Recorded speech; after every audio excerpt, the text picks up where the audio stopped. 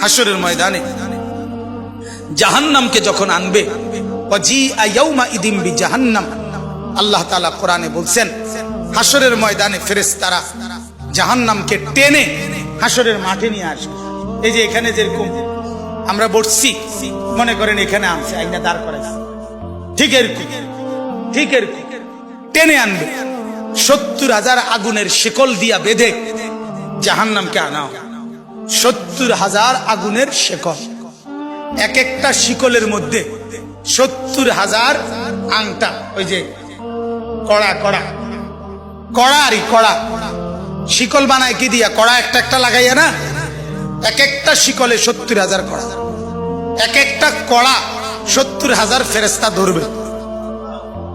এবার কত কোটি আপনি গণেন, আমার সময় নাই।